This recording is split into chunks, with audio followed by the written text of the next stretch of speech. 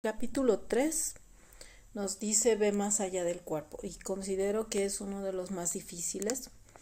Una definición que me gustó mucho y que nos da Joe Dispenza en este capítulo y que cambió mi forma de sentir esa palabra fue la palabra recuerdo. Él nos dice que un recuerdo es cuando nos identificamos con algo exterior que ha causado un cambio interior.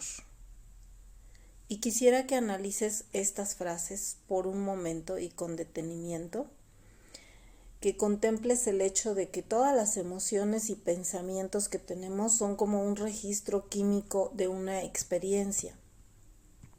Entonces, cuando repetimos suficientes veces esa misma emoción, pensamiento, porque recordamos, ambos se influencian. O sea, todos esos registros químicos que perpetuamos por años llegan a un punto en el que el cuerpo, toda la química de nuestro cuerpo ya se sabe la ruta y ya no podemos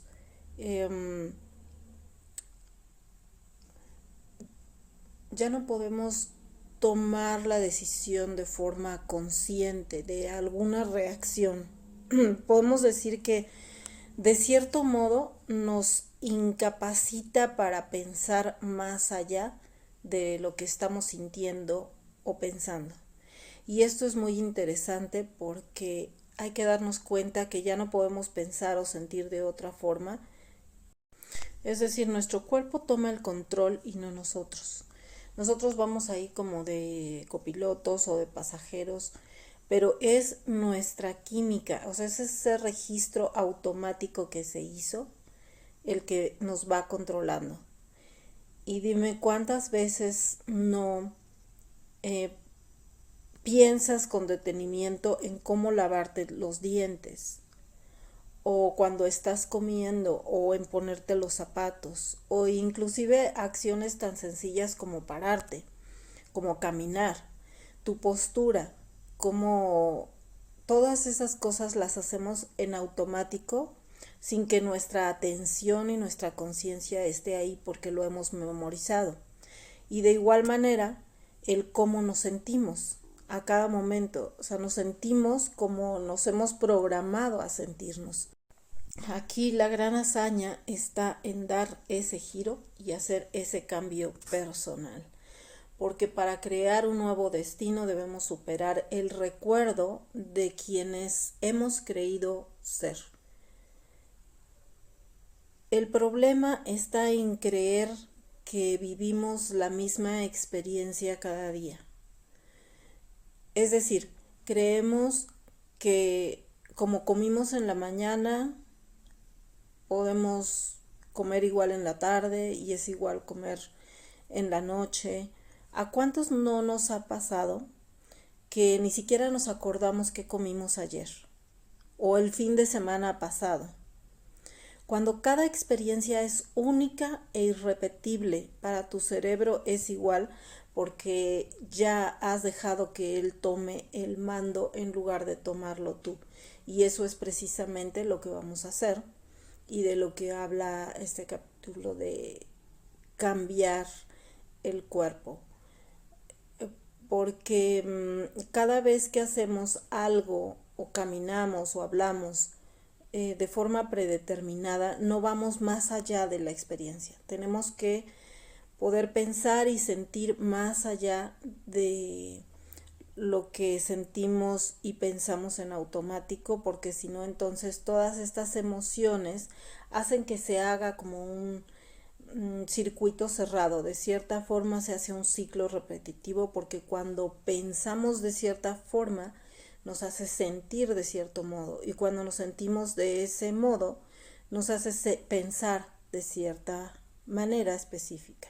Aquí entra un factor muy importante. El doctor Joe Dispenza nos habla de la epigenética, que es la ciencia que estudia los cambios que ocurren en nuestro ADN. Y se ha descubierto en las últimas décadas que el 95% del ADN está regulado por factores ambientales como la alimentación, el ejercicio, las sustancias químicas que consumimos, el aire que respiramos. nuestros estados de ánimo y emociones, y el otro 5%, que es bien poquito, son los factores genéticos. ¿Qué nos dice esto? Que si bien podemos tener en nuestros genes información que nos predisponga, por ejemplo, para la diabetes o para desarrollar cualquier enfermedad, el 95% de nuestro entorno es el que contribuye a la formación de este desequilibrio químico dentro de la célula. El determinismo genético es una falacia, nos dice el mismo doctor Joe Dispenza, y nos hace la siguiente pregunta: si el exterior puede modificar nuestro estado interior, ¿será que nuestro estado interior también tendrá la capacidad de modificar el exterior?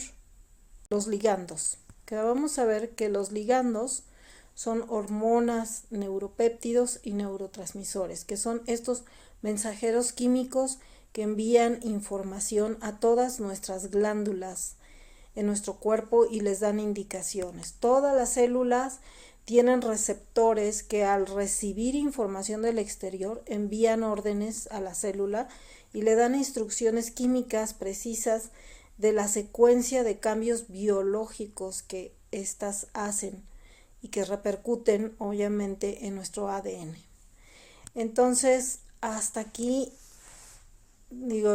te das cuenta de todo el mecanismo que actúa dentro de esta cascada y sincronicidad de todos los cambios químicos a partir de tus emociones. Entonces, en resumen, nosotros podemos influir en nuestro ADN. Ahora, entre el cerebro y el cuerpo se da esa sincronicidad a cada momento. El cerebro y el cuerpo están en constante comunicación. El detalle está en que comenzamos a pensar de acuerdo a lo que sentimos o comenzamos a sentir de acuerdo a lo que pensamos.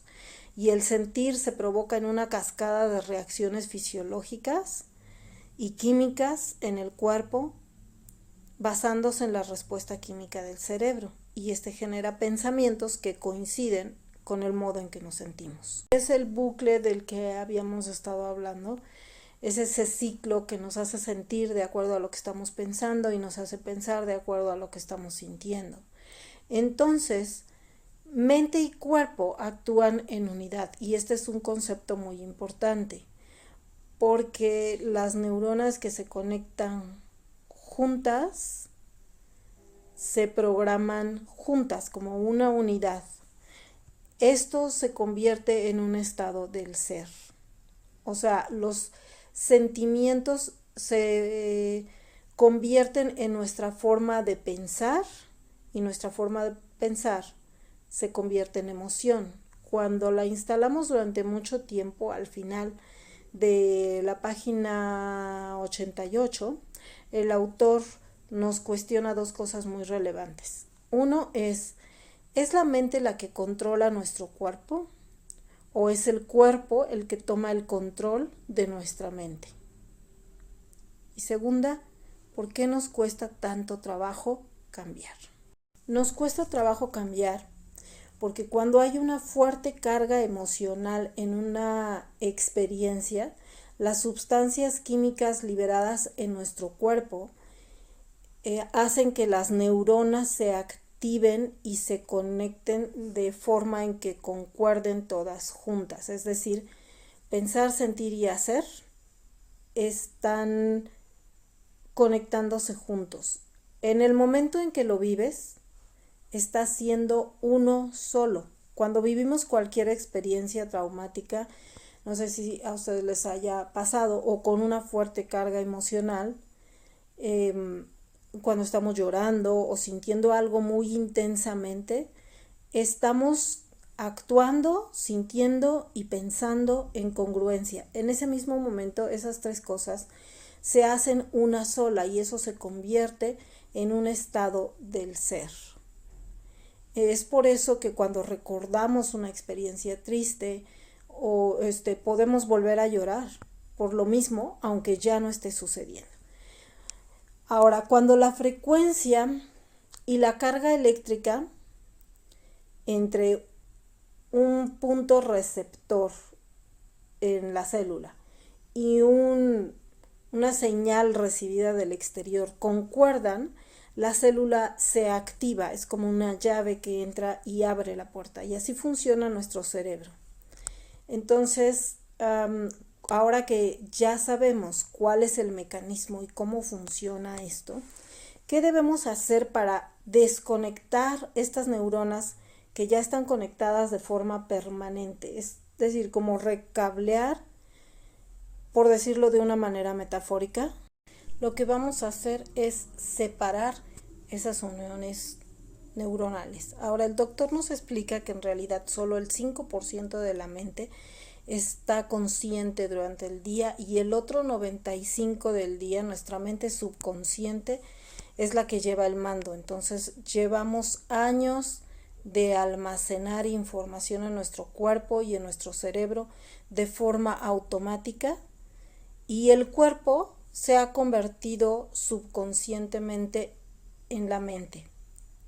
Es decir, te pongo un ejemplo. ¿Cuántas veces no nos ha sucedido que no nos acordamos de un número, pero en cuanto vemos el teclado recordamos cómo marcarlo? O estamos arreglándonos para ir al trabajo, peinándonos, desayunando, vistiéndonos, mientras estamos pensando en lo que tenemos que resolver, y de repente te preguntas si ya te lavaste los dientes, o si ya metiste tu cartera o las llaves en el bolsillo. Nuestro cerebro está haciendo todo de manera automática y de forma inconsciente. Llegamos a la conclusión de que el cuerpo es el que lleva el mando y no tú. La buena noticia es que tu mente subconsciente solo sabe hacer lo que tú le has programado. ¿Ok? Entonces, ¿cómo le hacemos para reprogramar el cerebro? Pues tenemos que entrar a ese subconsciente, meternos como en el sistema operativo y cambiar la configuración. Esta es la promesa que nos hace en este libro el doctor Joe Dispenza. Entonces nos dice que nos va a enseñar en los siguientes capítulos cómo hacer eso, cómo entrar en el subconsciente y reprogramarlo. Y nos va a dar estrategias para deshacer esos circuitos y renovarlos basándonos en quién queremos ser, en lugar de seguir siendo los mismos que hemos estado siendo. Y después, en las siguientes líneas, nos da algunos ejemplos de cómo funciona esto de identificarnos con ese estado del ser. En algunas clases de actuación, el profesor nos decía, tienen que dejar su identidad, o sea, su manera de pensar. No resuelvan el problema como ustedes lo harían, resuelvan el problema como el personaje lo haría. Respondan no como ustedes responderían, sino como el personaje que están interpretando respondería. Pues es más o menos lo mismo, pero aquí el personaje lo creas tú. O sea, tú decides todo acerca de este personaje, cómo quieres que sea, y el ejercicio sería ahora actuar, sentir y pensar como este personaje que tú estás creando para ti, y salirte de tus propios sentimientos, pensamientos y acciones automatizadas. Entonces, en cuanto las células dejan de recibir las mismas señales habituales en el cerebro, toda la química cambia. En ese mismo momento estás haciendo tú ese trabajo, o sea, estás cambiando los receptores de tus células y modificando las sustancias químicas en tu cerebro, y las células, por supuesto, van a protestar y a enviar por la médula espinal un mensaje al sistema nervioso central. En cuestión de segundos, el hipotálamo, nos dice el doctor, actúa como un termostato también y empieza a mandar mensajes a las células de que hay un déficit de esas sustancias químicas a las que ya está acostumbrado, de la emoción programada habitual que tú tienes, y empieza un remolino, un torbellino de ideas que tú piensas que estás pensando, pero no son tuyas. Son tus células tratando de volver a conseguir las sustancias químicas a las que estaban acostumbradas. Funciona de la misma manera en que cualquier adicto se siente. como esa desesperación de volver a adquirir la sustancia que te regresa a tu estado habitual y a la que estás acostumbrado. Dejar el refresco es un ejemplo.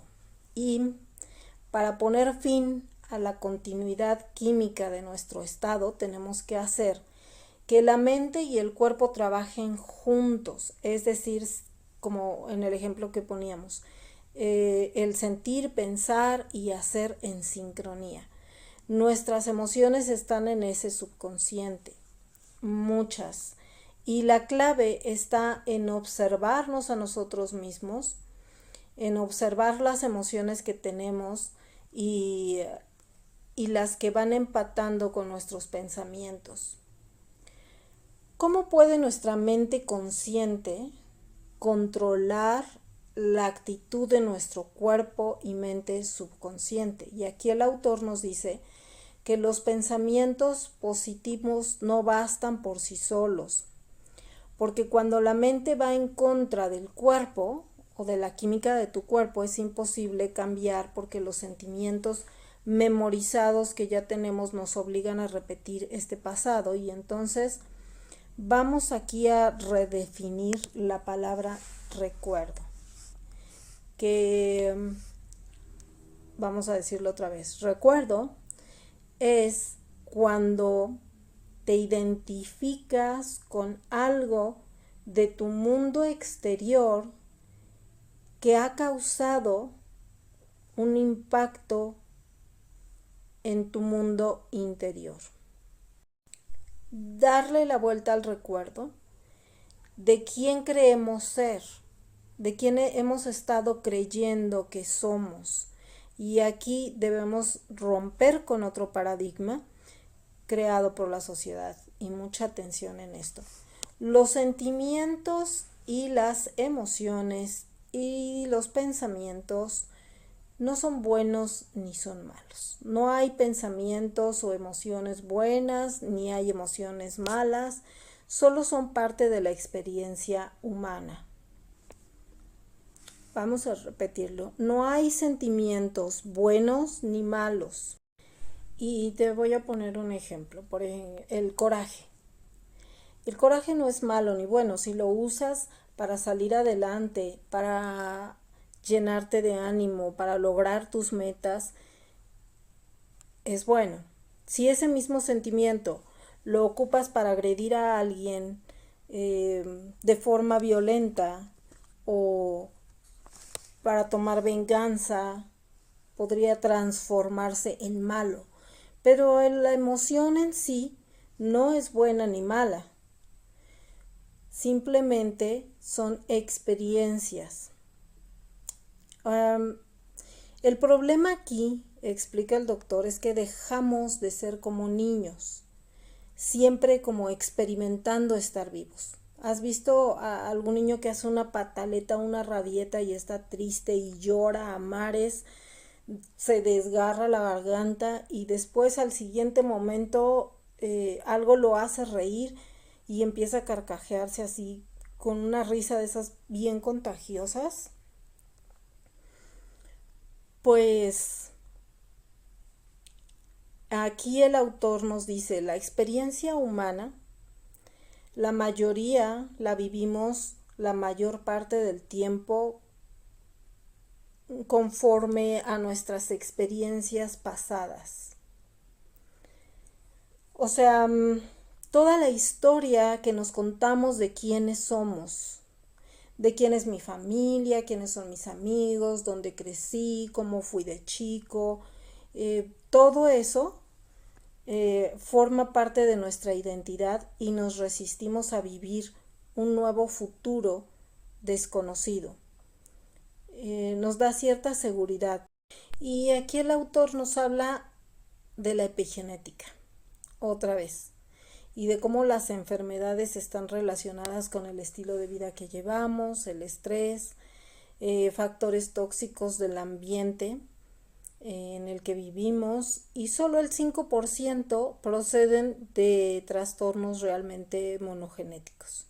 Lo que quiere decir que los genes solo son un recuerdo del entorno de un pasado consistente. Para explicar esto de forma más definida, el autor nos introduce en la naturaleza de los genes que se expresan en el ADN en el cuerpo cuando los genes producen proteínas. ¿Por qué es importante saber esto? Porque el cuerpo es una fábrica de proteínas. Todo el tiempo estamos fabricando proteínas. La mayoría de los seres vivos se adaptan a su medio ambiente, generando estos cambios genéticos. ¿Cómo activamos los genes?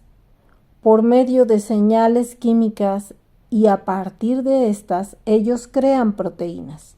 Al cambiar la información química con nueva información, estamos cambiando cómo esas proteínas se producen y se activan con nueva información.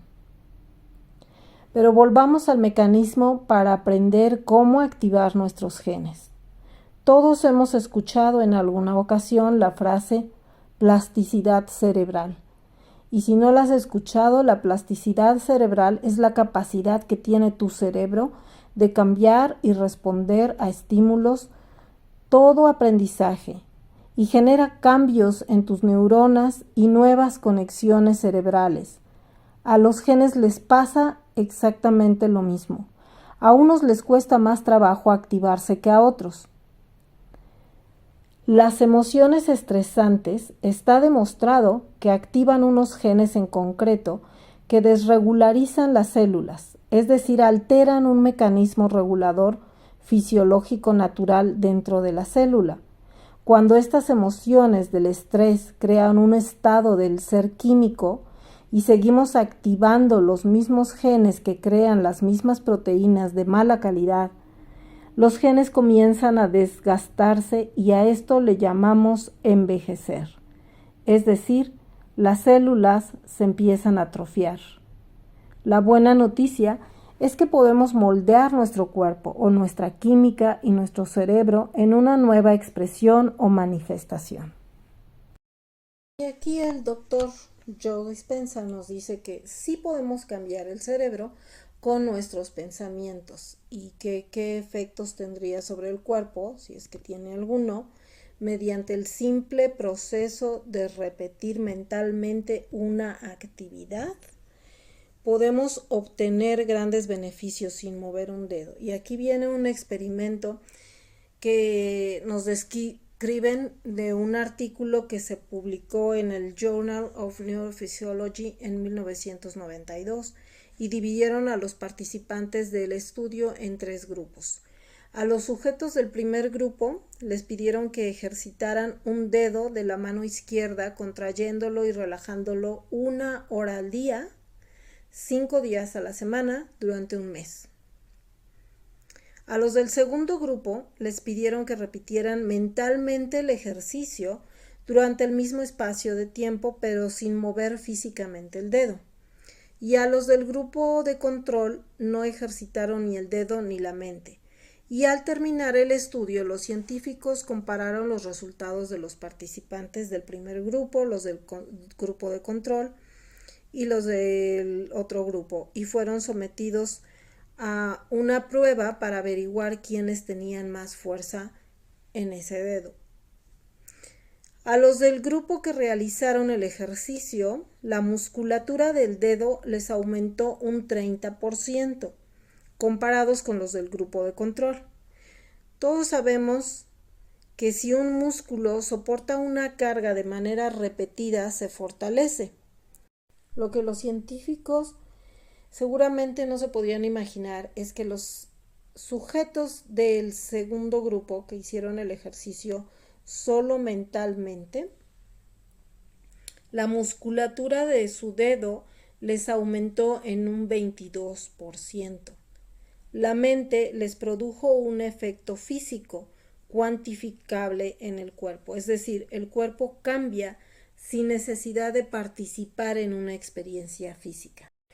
Cuando visualizas mentalmente una realidad futura deseada una y otra vez, hasta que el cerebro cambia físicamente, como si ya la hubiera vivido, y la sientes emocionalmente tantas veces que el cuerpo cambia como si ya lo hubiera experimentado, No te detengas porque es cuando la situación te encuentra. Y llega del modo más inesperado, lo cual demuestra que ha surgido de tu relación con esa conciencia superior. Esto es de lo que la neurociencia nos habla cuando habla de que las células se activan juntas. Las células de tu cerebro y de tu cuerpo se conectan juntas y se activan juntas. Esto significa que si piensas y sientes de la misma manera y actúas en consecuencia, empiezas a hacer ese recableado en tu cerebro, empiezas a conectar esas neuronas después de hacerlo consecutivamente. Y entonces el cerebro crea un nuevo patrón biológico conductual y se crea este nuevo estado del ser tuyo, que tú estás escogiendo. Bueno, y escogimos este ejercicio para llevarlo a cabo en nuestra casa.